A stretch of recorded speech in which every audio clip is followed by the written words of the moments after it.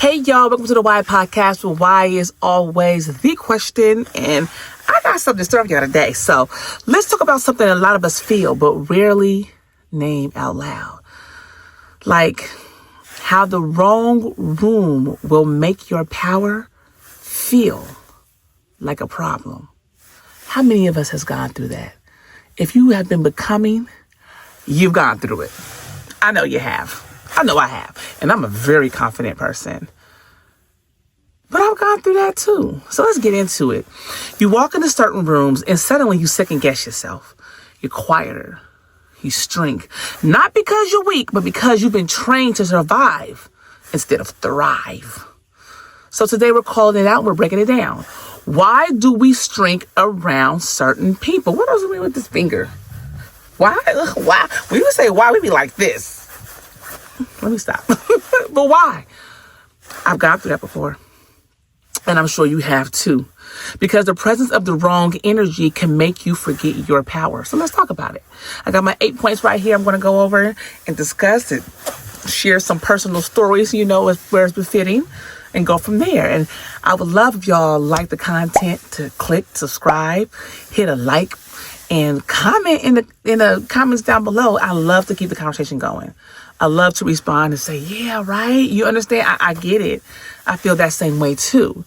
So my first point is we're still seeking validation from the wrong audience. I'm going to tell you this right now. So I can make myself very clear. The tribe that I'm looking to create with my platform, we going to get each other. We going to be here. If this is not for you, that is okay. That is fine. You're looking for your tribe still. I'm not looking to get validation from anybody but myself or the man upstairs. And I say that because, one, he's in control of my whole journey. And two, if I'm seeking validation, I'm never, ever focused on stepping into what my purpose truly is. And I'm always serving others in a superficial kind of way. And that's not what I'm here for. Even me sitting here having a conversation with you, these are real topics that I wanted to discuss, that I've had people discuss with me, that I've given advice on. And I'm like, let's just have a platform about it. Let's just talk about it. Because if you are asking me these questions or asking for that advice, I'm sure there are many others out here, young men and young women, that need that advice as well. And so for me, I don't mind giving it. I'm always told, I haven't told this for years, but as I get older, the more wiser I get also, is that, dang, you're very wise. You're a very intelligent person. And those that can appreciate me, appreciate it. And those that don't, they don't. And I'm not going to seek validation from either or. I'm just being me and stepping into the purpose that the Father has created me to be. And you should be doing the same. Sometimes we want the approval of people who never clap for us. And that desire becomes a leash. It's hard to stand tall when you're still waiting for someone else to say, you're enough. You'll be waiting forever. I'm telling you that right now. I love my mom. Love her to pieces. She's my mom. You only get one. But I was not even seeking validation from her. At one point in my life, I was. Again, I know we've all gone through that. At one point in my life, I was. I would never forget when I was 22. And y'all, I sing, right? I sing. And I was like, I'm going to Hollywood. I'm going to go sing. I'm going to go perform. And all these things, right? I'm going to try for American Idol finally. All these things. And I remember her, my older sister who also sings, and my mother who also sings. We had gone to karaoke night at some place in downtown Oakland. And we were singing. My voice was on fire that night. And I was hitting them notes because I going up there. And she said, ooh, you got it, girl. And I remember feeling like, oh man, I have my mom's approval. And I know I only felt that way because when I was younger, when I was 15 years old, and I had sang for my law school graduation, well, I almost said law school, but law program graduation that I was involved in because I wanted to be a lawyer. She didn't have anything good to say to me, she could have just said, oh, you did great. Everyone else came to me, you did great, you did wonderful, whatever. And she was like, well, why did you have on all that brown? And you're too dark to have dark colors on, and you needed to... I didn't want all that. Just You did good or you didn't. That's all I wanted. And I could take it. I'm a big girl. I could take it if you say you didn't do good. I know I killed it though. I know I killed it. You know what I mean? I know. You know when you kill something, right? But it was a little irritating. So fast forward till I'm 22 and she's like, oh yeah, girl, you got it. I was like, oh wow, she sees me. But honestly, I see me. And that's enough for me. And as I've gotten older and wiser over the years, I've been stepping into that more and more that I see me. I don't need validation from anyone, and you don't either. And check yourself, really pay attention to yourself and how you get and feel when someone, pat you on the head and say, good job. Not that we're not dogs. Let me retract that a little bit. But when someone, gives you a compliment that you're seeking, and you were seeking to validate you, we need to check ourselves on that. I'm not doing it, and I don't anymore. My second point is we were conditioned to play small to feel safe. I laugh at that because when I go places, I'm always me. I'm me wherever I am. And sometimes I can be big, bold me. Sometimes I could be laid back, kicking at me. Laid back, kicking it, enjoy it. I can be that me, I can be, what demure. That's the demure, me laid back, kicking it. Or I can be boisterous. But it's all me, nonetheless, right? I'm laughing at this because if somebody has a problem with it, I'm like, that's your problem, not mine. Because I didn't do anything to you to offend you. I'm a very loving, giving, patient person. I'm also direct. At a job, I'm getting my job done. I'm gonna need you to get yours done too. I like us to hold each other accountable because I want to rise to the occasion. I'm always pushing to be better. I'm never competing with you or anyone else or the next person next to me. I'm always competing with Celeste. And I've been like that my whole life. When people would say, it's not realistic, competition is a real thing. And for me, I would always say, no, it's not for me. I don't compete against others. I compete against myself. Well, that's not real. If two of you are going for a job and the other one gets it, I said no. If two of us are going for a job and the other person gets it, the other person gets it. That's their journey and not mine. And I'm okay with that. Some people just don't understand. It's enough for us in this world. The Father has purpose for all of us for a reason. And it trips me out that so many of us, not just with the validation, is that we are conditioned to play small. I'm not playing small for anyone to feel safe. What? Let me tell you something. Somebody can just, by the way you dress or carry yourself, can intimidate someone else. And therefore, they want to stifle your growth, or they want to make you feel small because in their minds, you feel like you're above them, or whatever the case may be. Honey, no. If you were ever punished for speaking up or shining too bright, you may have learned to dim yourself for protection. Shrinking becomes your version of don't make waves. Ooh. I'm gonna tell you this also. Because this just happened like a few weeks ago, and this wasn't me shrinking. This is I know me, and I'm gonna tell you why I did this. I was at like this training program. And we were talking about gifts or talents or something like that. And one of the girls had said her talent was music. And I had said the same thing too. We didn't know that though. She was on one side of the room. I was on the other side of the room. And so the guy was like, oh, get up and sing us something, right? And she got up. Oh, she killed it. When I say her voice is so beautiful. Me and her connected. She's so dope. Killed it. She sang Anita Baker. I was like, yes, girl. Yes. And then he was like, does anyone else in here sing? I could have been like, yeah, me too. Right? I just let it go. I didn't even say, he said, raise your hand if you can sing, because, I didn't say, because I didn't want it to be like, well, let's hear you sing, because that for me is like a little competition type thing that people can be stirring and don't realize they're stirring. And I don't like to fall into those things. I didn't come here to compete with nobody. I compete with Celeste.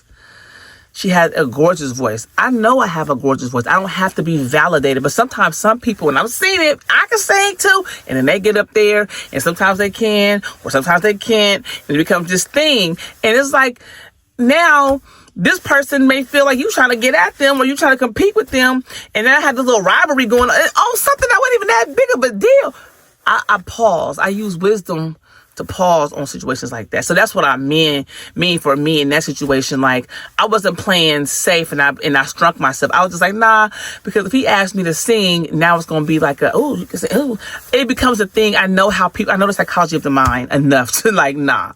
Now, when it was another time, like the next day, and he said, who sings? Yeah, I stood. I'm like, yeah, a couple of us stood up. Yeah, we sing. So it was more people who also sing. But they probably felt that same thing. Like, I'm not going to get it. And it wasn't because it was like, oh, she sings so good, I'm intimidated. I just don't like when people pit others. And not to say he was going to do that. But he could have without realizing he was doing it. And I don't feed into it. So I do watch how I move. I'm very present with myself. I am. Anyway, I say all that to say. My next point. Their presence reminds us of a past version of ourselves. Ooh, yeah. Certain people know the old you, and being around them pulls you backward instead of forward. Ooh.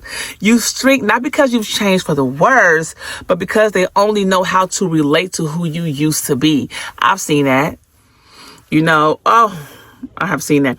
So, for me on my journey has been very fruitful as far as, really learning the Father's word and still learning his word and living out of the country with my family and just on the other side of the world, just growing.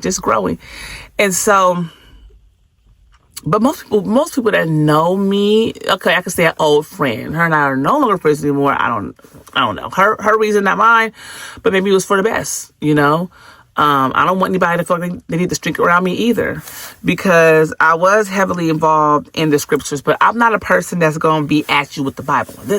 I'm not going to do that. But if you ask my advice on anything, it's always going to be scripturally and biblically based, because those are the only rules we should be living by. And as I was studying the word with my father and with my husband and my children about the Father and what he wants of us, the laws that he set in place that were never done away with, civil laws, moral laws, dietary laws, and everybody don't agree with them. And so for me, the way I move, I don't offer something unless someone asks. Or if I do offer it, it makes sense in that moment to say something. But it's always going to be biblically based. So when I say that, my old friend over the years, and she was going with me on this journey. I would be talking to her even when I was living overseas. I was talking to her and calling her, talking to her all the time. Bought her a Bible, bought her a apocrypha, bought her. We were studying.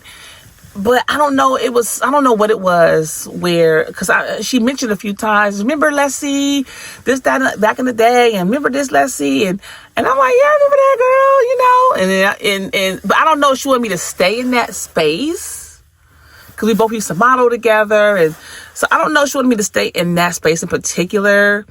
But because I wasn't just staying there, I'm like, yeah, girl. And then I just move on to, the present. I don't know. I'm not a mind reader, and I'm not trying to be.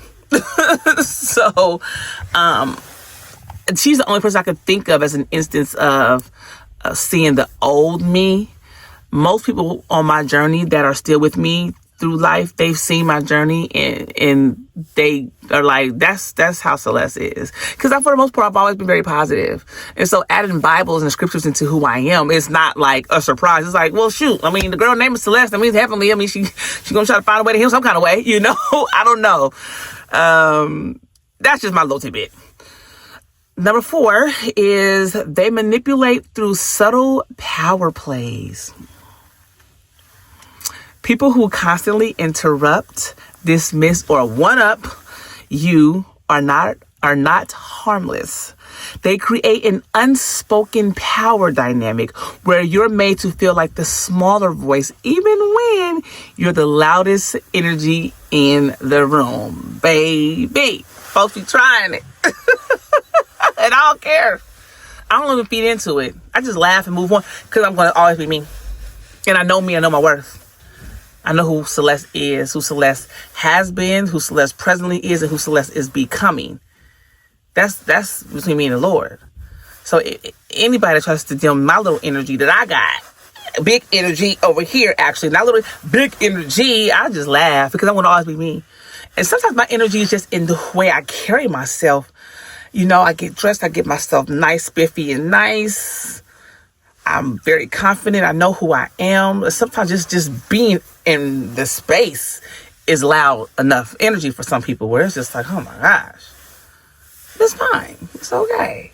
It's all right. If you like it, you love it, lean into it. If you don't, too bad. You missing out on a good time. But no, seriously, I know who I am, so I laugh at that. It's so funny. And I'm not even about to go into a story on an instance on that, because baby, I could go into many. But it's nothing that's even worth mentioning. Keep your big energy. Always keep your big energy, okay? My fifth point is we feel out of alignment with our current surroundings. When you're around people who don't match your values, your energy naturally contracts.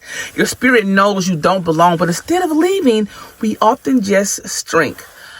I remember when I was 17, I was friends with this girl, and our energy was such a mismatch. And the only thing that really brought us together is that we both could sing. And our voices together was like butter. Our harmony, was like, wow, mwah, chef's kiss. It was like, girl, our voices are so in sync. You would think we came out of the same womb. Seriously. But as a person, her energy was like, it was a mismatch. And I remember wanting to sometimes how I am and how y'all see me on camera is how I normally am all the time.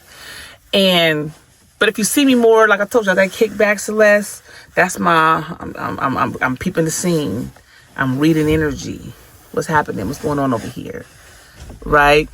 And I remember every time I would be around her, it was like the Father would shut my mouth. He'd be like, don't say nothing.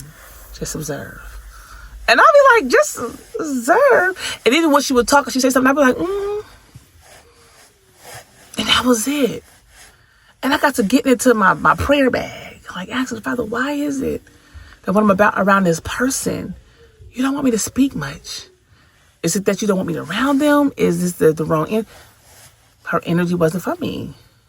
It was a mismatch.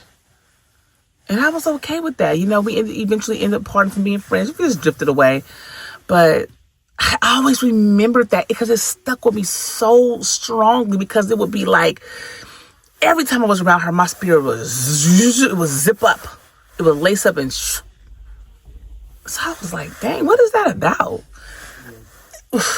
Child, I still wonder what it was about. But really, I think it was a protection. The Father just, hey, this is not a speaking matter right now. This is a moment to kick back and just pay attention and peep the scene. Brings me to my sixth point. We haven't healed the root of our unworthiness. Shrinking is often the symptom, the root, a belief that we don't deserve to take up space. Ooh.